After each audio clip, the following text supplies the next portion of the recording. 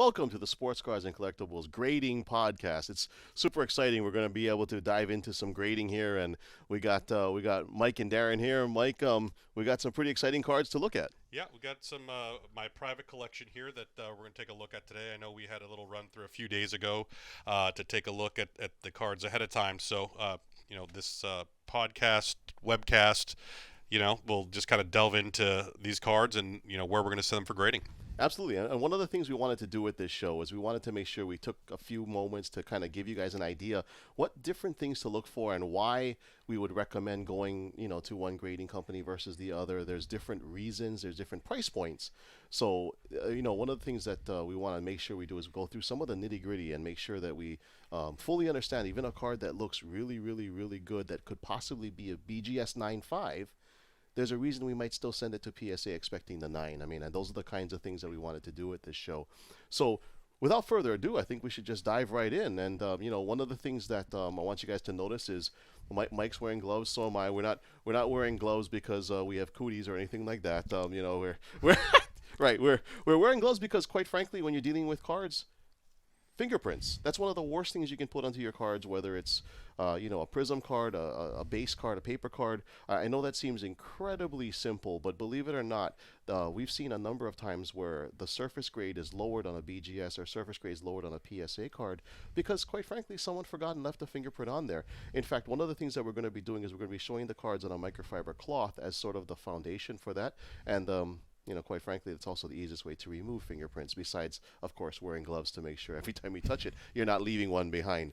The other thing, couple tools that we're going to make sure we use. We have this centering tool, and I've spoken about this centering tool. It's literally just a laminated piece of plastic, and it's available on eBay. I'm sure it's available on Amazon these days, but the reality is this is by far the best couple of bucks you can spend because you don't have to worry about guessing at centering. If you're really not sure, pull this thing out, lay it on top of the card. One of the coolest little couple of bucks you could spend, and of course, magnifying glass, because that is, after all, how they're going to grade. This one happens to have a little light to it as well, make it easier, and that's what we're going to be doing is we're going to look through some cards using the magnifying glass in our centering tool.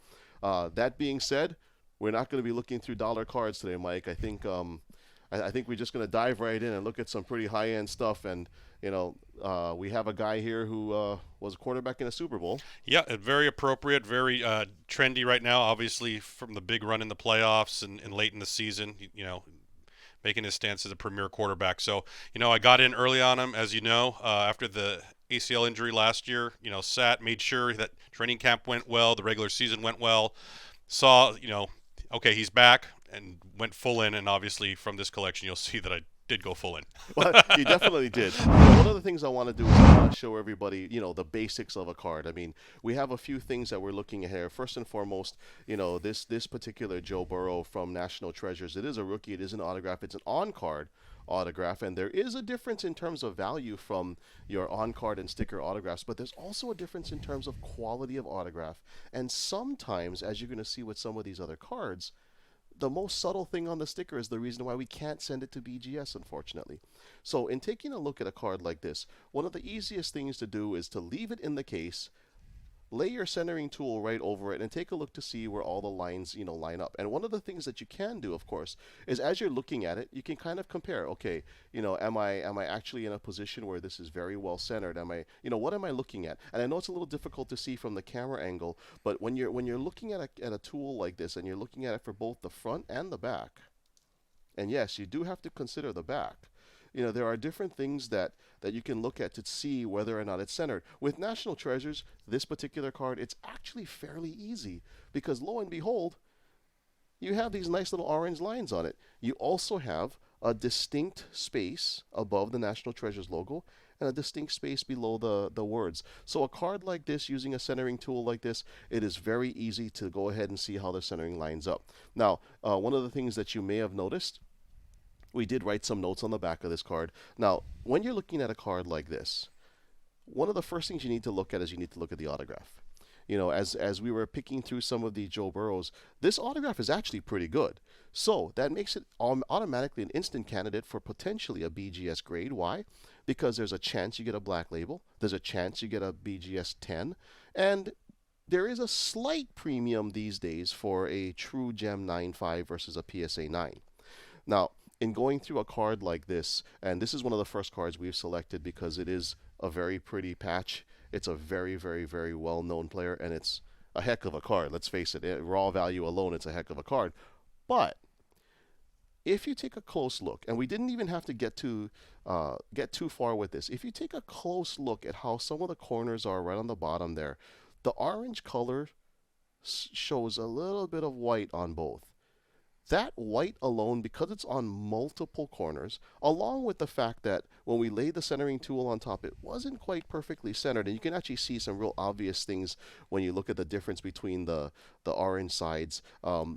It made it one of those where it might come back a BGS 8, it might come back an 8.5. There's a chance that it could come back a little bit lower, but there's not a whole lot of chance that this card is going to be a 9.5 or a 10. So we decided this is probably a card to hold. Here we have another example of a national treasure's Joe Burrow, and one of the first things that I did want to point out is this signature is actually pretty good. I mean, it's, you don't see a lot of streaks in it, so immediately again made it a candidate to consider BGS as a potential for a 10.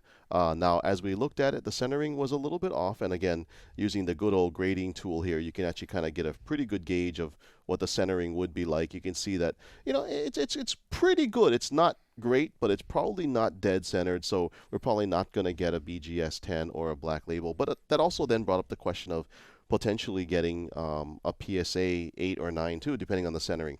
So we then had to look at some corners, and this is where this tool came in really handy. Now, as you're looking, you see the magnification. I mean, one of the cool things about taking a look at it is it really gives you an opportunity to dive into the corners, look at the edges, take a look to see how the edges are, especially on the color sections. And as you're looking at this card, this corner in particular, now it's a little harder to see in the plastic, but this corner in particular gives us a little bit of trouble. There's a little bit of white showing. It's not as pronounced as the other one, and I think that's important to point out, that centering-wise, this card's a little bit better, but this corner, even though it's a little soft, is not as pronounced. Now, even though it is soft, that's definitely a reason why we probably are not going to be looking at, say, a BGS 9.5, or let alone a true gem or a gem plus.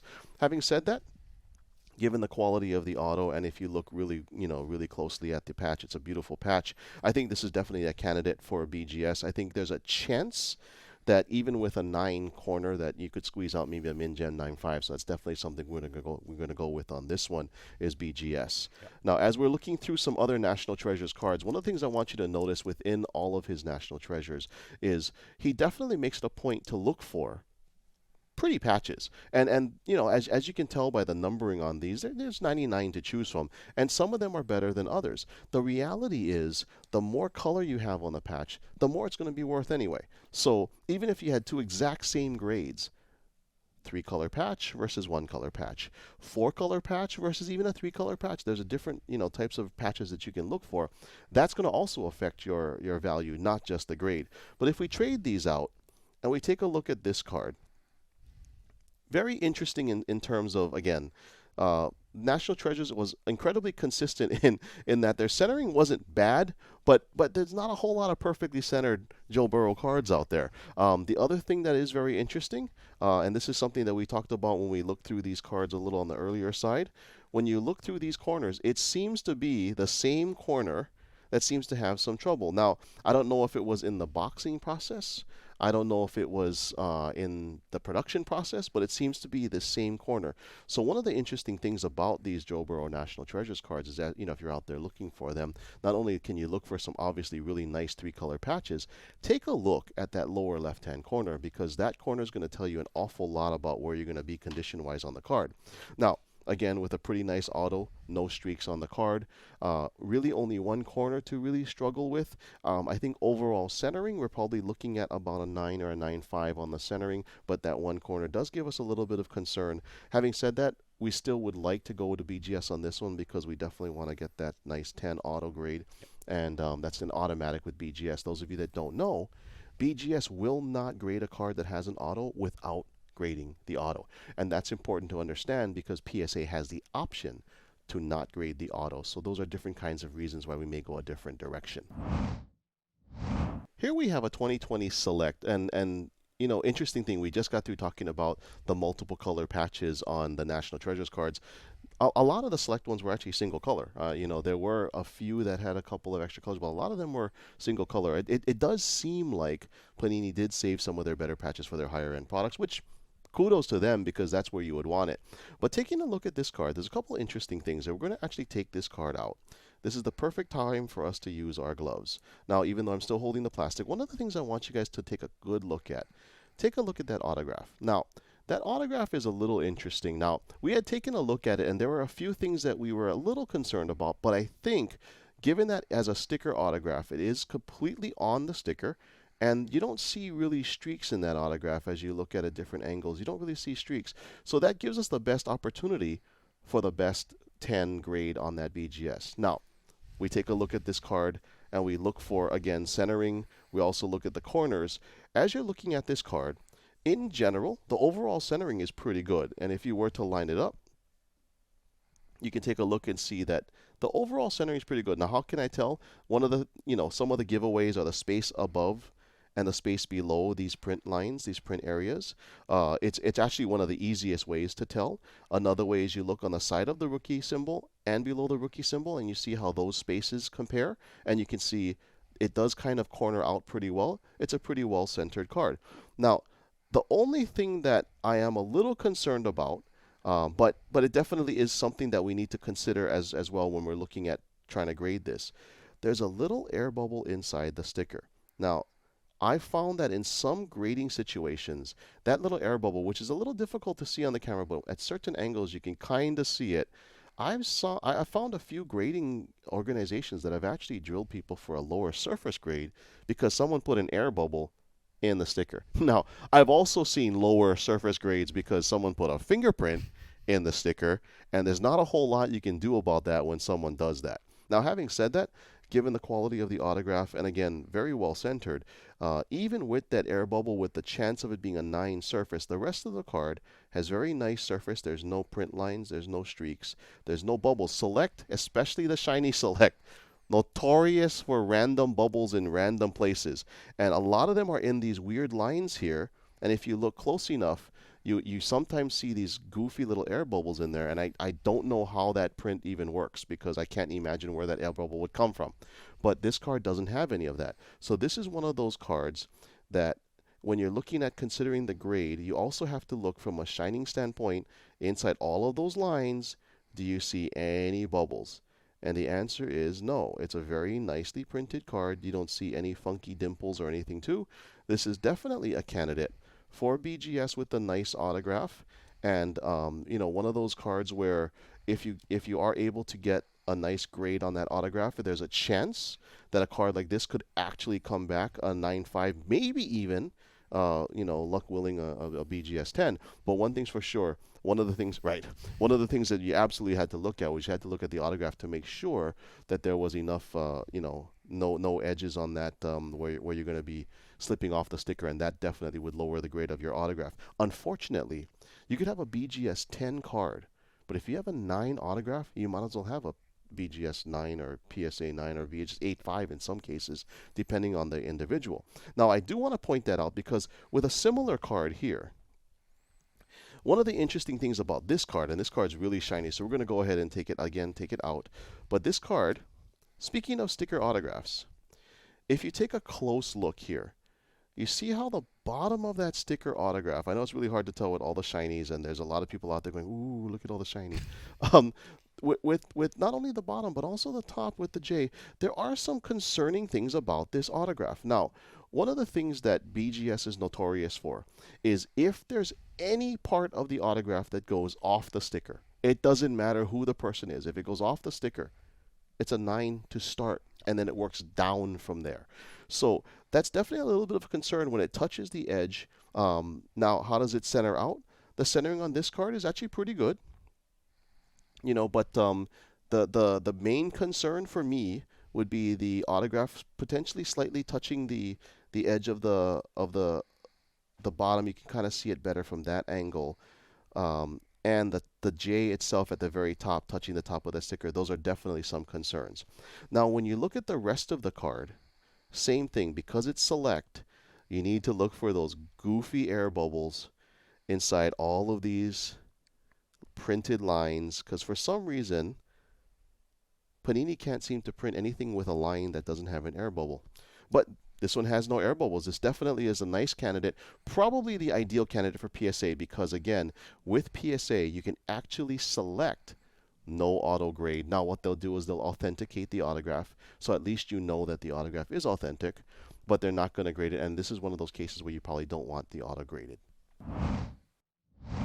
You know, one of the interesting things about this Panini Contenders product is that they did use stickers for Joe Burrow, and that's not necessarily a problem. It's, you know, it's consistent across the entire product. So it wasn't like there was a choice between, say, an on-card versus a sticker auto. I mean, you know. But having said that, that does create certain challenges. And I wanted to show you these two cards because there are different things that BGS will tend to grade a 9 because of the auto. And when I say auto, the auto grade itself.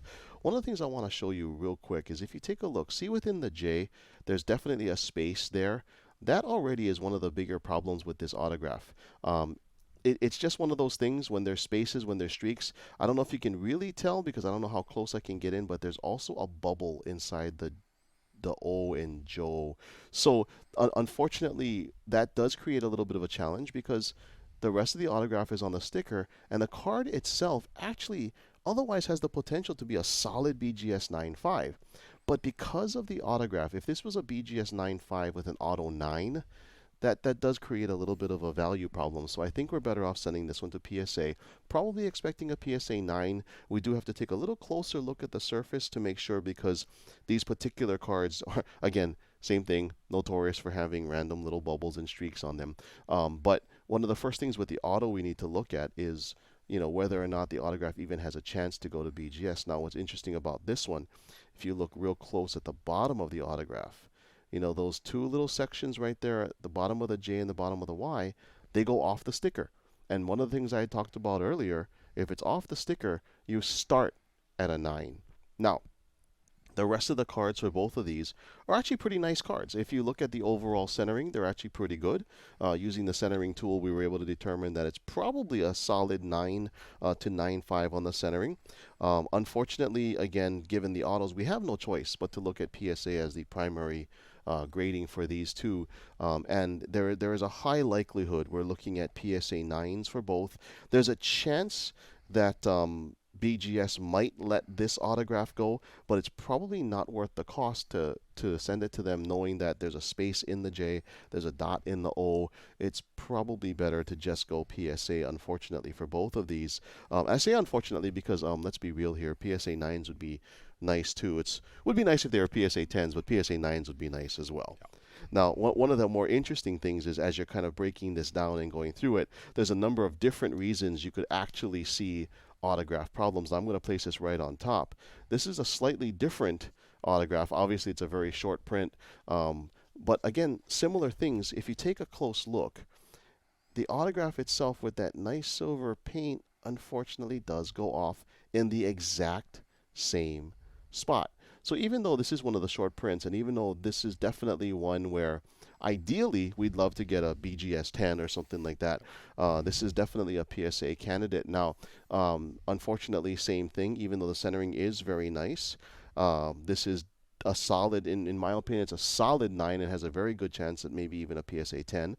But unfortunately, we cannot grade the autograph because the auto does go off the sticker. So when you're looking at investing in some of these autographs and looking at investing in some of these higher end cards, once it's a sticker autograph, that's the first thing you really got to look at. Does the autograph itself actually touch the edge, or is it a very clean autograph? You know, and even the cards that are signed on card, are they clean? Do you see streaks in them? Are there spaces in the autograph? Because those are the kinds of things that are definitely going to affect whether or not you go BGS or you go PSA. Now, for the record, that's going to be true no matter what grading company you go to in terms of how they grade the autograph. Whether it's streaky or it has spaces in it or it comes off the sticker, those are things that are going to affect the grade even if you did get the auto graded with PSA. Yeah, and a lot of times too, just with the sellers on eBay, they're not focusing in on the flaw, so you really got to look. And a lot of times they're not focusing in on the autograph, so you kind of just have to guess. And you know, the autos looked good to me from when we were buying them online. But yeah, if you were to see them in person, it's a completely different story. Well, that's the one nice thing about being able to see something in person, of course, is you can really truly inspect it. But when you're buying online, I mean, let's also be real here that there are so many things you can do to try and expand it, but it's still not the same as seeing it online. When you're looking at a redemption card, there's no way to know whether or not that redemption is going to be a really clean autograph or if it's going to have some flaws. And quite frankly, even Panini doesn't know. They actually hope that all of their redemptions, all of the cards come back or stickers come back perfectly signed. But the reality is they don't know. So they're doing the best that they can. But it is something that as you're looking to buy, and a lot of times, especially in Hawaii, your best opportunity to buy is online. You got to kind of look as best as you can on those images, blow them up as much as you can, even though you see the centering as really quite good. If you can take a close look at the autograph, see if there's any part of it touching the edge. Now, what's nice about Facebook groups is a lot of times you can actually ask, hey, can I get an up-close image of the autograph? And so where eBay might open up a worldwide marketplace, some of the Facebook groups, it's kind of nice to buy in there because a lot of the guys that are willing to sell, they know exactly what you're looking for. So they'll go out of their way, in fact, to point out some of the flaws, and in some cases go out of their way to send you up-close pictures because they want you to see how really spectacular some portion of that card really is. So definitely something as you're looking to buy. But also, if you see a lot of these with autographs off the sticker, that tells you it's probably all from the same sheet. He probably signed a bunch of them, was off the sticker slightly on a whole bunch of these on the same sheet, and unfortunately that's the sheet that they use for this product. So there's a very good chance that if you find a really nicely centered autograph on a really clean card, that BGS 9.5 or BGS 10 might be the only 10 out there. That's worth something. And I think if you go out there now and you do look at it, there's just a handful of these that have the 10 auto and the 10 grade. So yes, I think you're hitting the nail on the head on that one. And then that, of course, the lower the population, substantially higher value, right? And that doesn't in any way, shape, or form mean that these are not worth anything. Let me be very clear on something. These are worth a plenty. But in terms of trying to ratchet it up to that almost unicorn level. Yeah. That it does tell you that within this product line, if you can find a really clean auto on a nicely centered, very pretty looking card, that potentially could be that unicorn, that could be that ridiculous price card. Well, when we were talking off camera, I was telling you about the one that I did purchase from the Pro Ridge show, exact same card, 1010. So it's out there. Yeah. And that's the thing. But looking at how many other ones that are probably not 1010 gives you an idea that 1010 that might be the unicorn. There may be a pop 4 or pop 5 maybe, but the reality is that you're not going to find a whole lot that are going to be that way. That makes it that much more valuable. So when looking to grade these, by seeing a lot and by seeing a lot of the same kinds of cards and recognizing the potential for say 9 autographs or no autograph grades, that's a good investment if you see a 1010. Yeah, definitely. One of the things that I did want to do is I actually wanted to show you side by side one of the more interesting comparisons that we do when we're considering, and this is just considering PSA or BGS. There are other grading companies that we would look at, whether it's Revolution or FCG or SGC or any of the other companies for other products. But I wanted to show you side by side why I'm leaning PSA versus BGS on two cards that are, for all intents and purposes, the same type of image, autograph. Definitely one's a parallel, but let me kind of work through it. When we were going through the centering, and one of the things that we talked about, of course, was looking at lining up centering and all of that on these cards, and figuring out how perfectly centered is each card. And I know I'm not leaving it on there long enough for you to really get a gauge, but one of the things that jumped out at me was the centering around the word rookie and the centering on both sides of the name. Those are the kinds of things that you can take a quick peek at, and it does tell you an awful lot without having to really measure much of anything. Now, on this particular Joe Burrow, if you look on the side of the R and you look above the word rookie, you can see that the side of the R is a little thinner compared to above the word rookie. And also the spacing above the word rookie and the spacing below the word quarterback, it's a little bit bigger. So you can tell centering is just a little off. Now, from PSA's perspective, this starts at a 9. So there's definitely something to consider here. Do we send it off to PSA and do we just be happy with a 9? Or do we hope that on the BGS side everything else is good? The corners actually look really quite nice. And the centering is the only thing that we really have a little bit of concern about. When you take a look at the surface, and again with the shiny cards, you got to look at the surface. And as you're looking through it, do you see any bubbles or any kind of streaks? And fortunately, we really don't.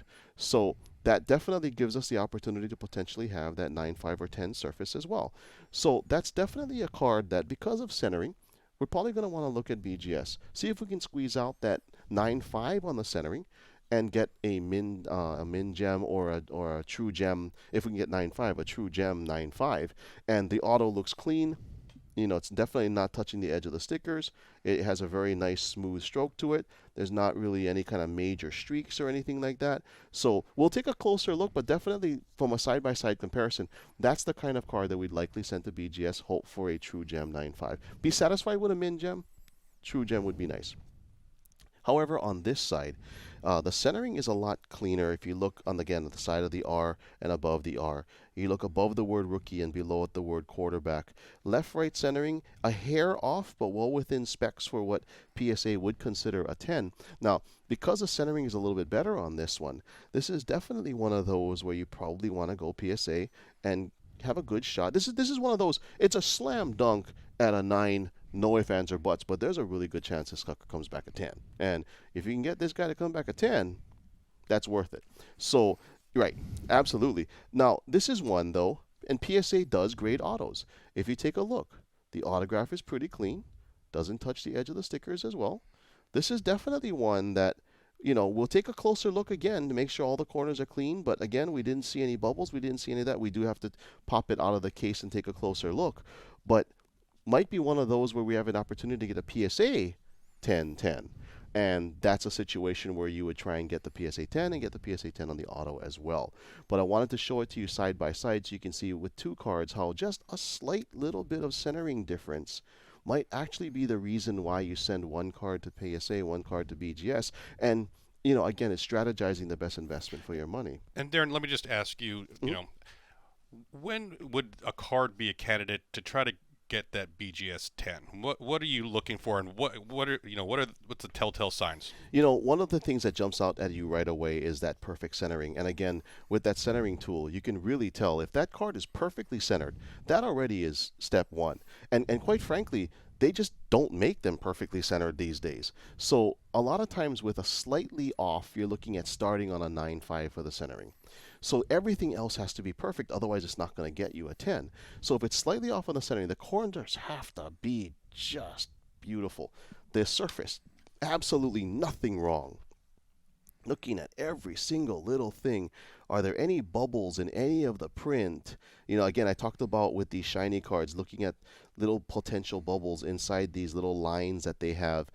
All those little things start to factor into the surface grade, because if you now get a 9-5 on the centering and a 9-5 on your surface, now you're starting at a 9-5, even if you get two 10s, which, by the way, would be great. You have a True Gem plus with a 9-5, and that might be a card that otherwise, though, if you had sent to PSA, especially if the eye candy is good, if it looks really nice, likely could have been a PSA 10.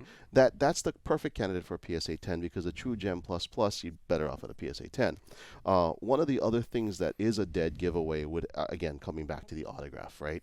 If the autograph is really clean, it's a nice solid autograph, not off the sticker, then already, that's a consideration for BGS. But one thing's for sure, centering, corners, those two things will jump out at you. Anytime you have a full color print on a white card like National Treasures, right? You have, say, a solid border print on any one portion. The next thing you got to look at is any kind of flaking. Especially on the thicker cards, we find that when they cut the cards, there is some flaking that involves. Now a lot of these jersey and patch cards, they're actually printed in multiple tiers. You have a base where they attach the actual card, and then jersey, I should say, and then you have this top that they've printed and they glue it on top. And unfortunately, a lot of times when they do that, they damage the space around the jersey or around the patch as well.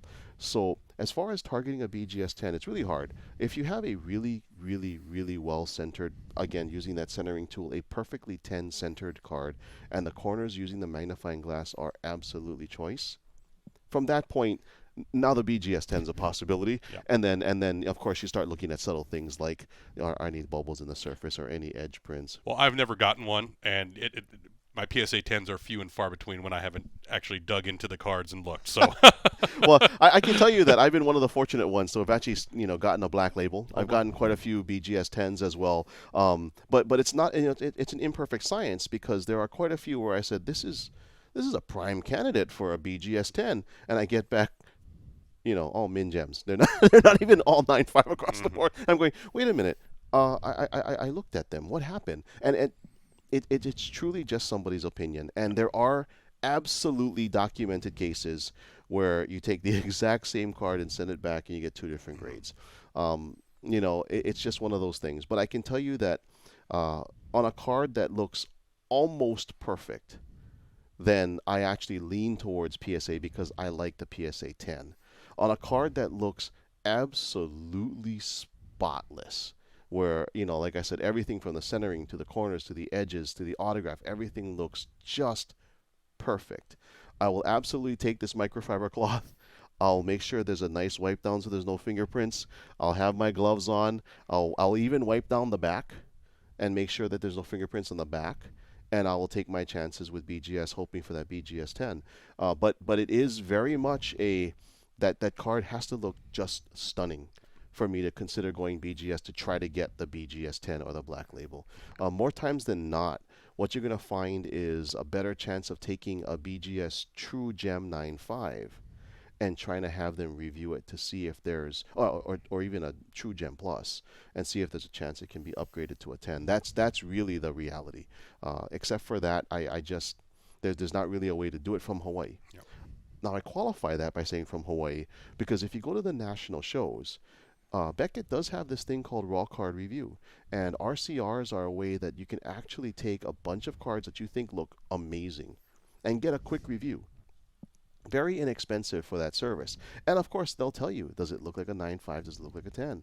And if you're picking your best cards, it's worth the investment because all of your 10s, you would then hand right back to them and have them slab them and hope that some of them come back black label 10 and the rest come back just regular pristine 10s.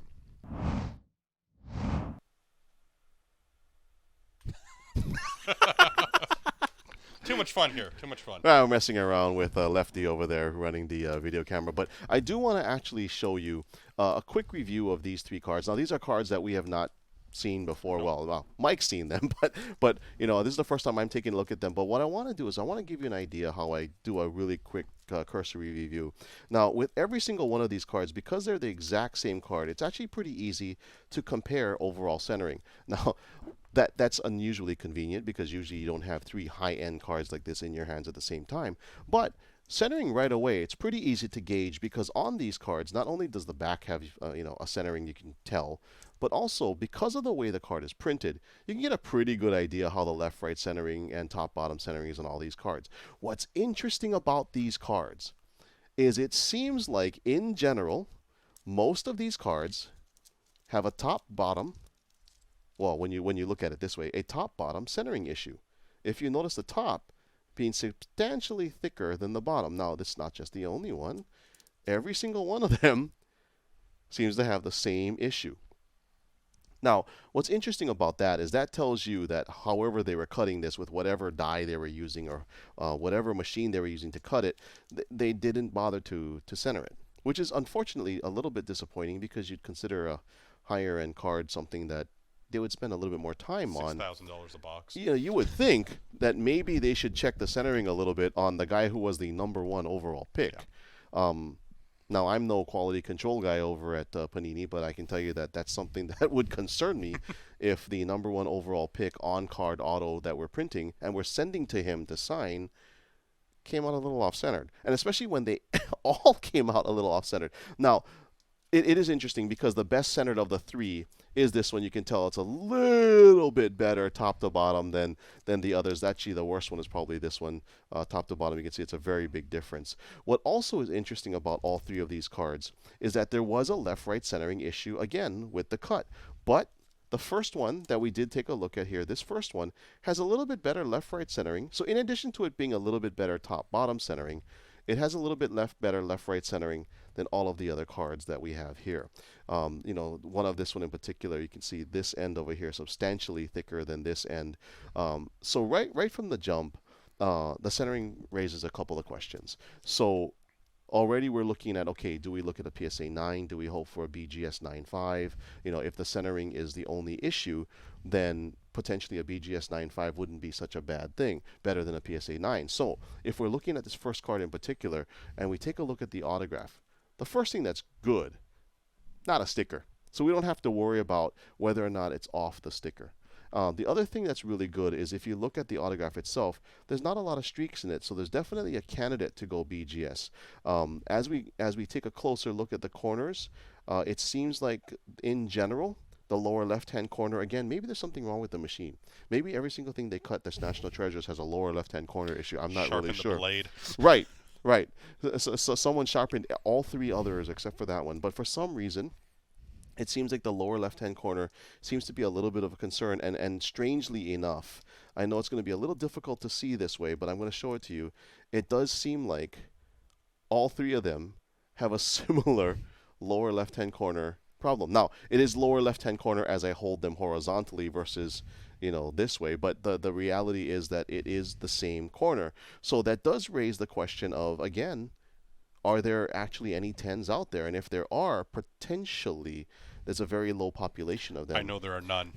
So that tells you something, Yes. right? There's 99 cards out there. We have 3 in our hands, and we have very little chance of there being a BGS 10 just because of centering and just because of the same corners, weirdly enough, on the exact same card number 299. So, from an investment standpoint, if you can find a BGS 10, that is definitely a gem to purchase. Yeah. I will tell you the other thing that does kind of bother me about this card, and it's just one of those me things. If you look at the image, the overall image itself, it's a pretty looking card, right? But what's strange about it is if you look at this side, it's almost as if the guy who set the image up forgot. Right. He centered Joe Burrow, not thinking that this side of the picture might be important. Yep. Because it bleeds out this way, but not out this way. And by the way, that's true on every single one of them.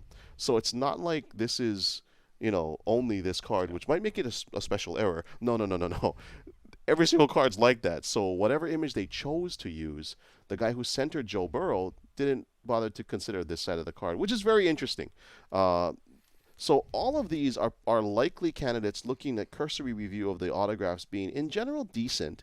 They're probably more candidates for BGS than they are PSA, but we do have to take a closer look at those corners because if we are going to end up, banging out, 8s and 8.5s with BGS, we have to really inspect those autographs and make sure that we're going to at least get the 10 on the autograph.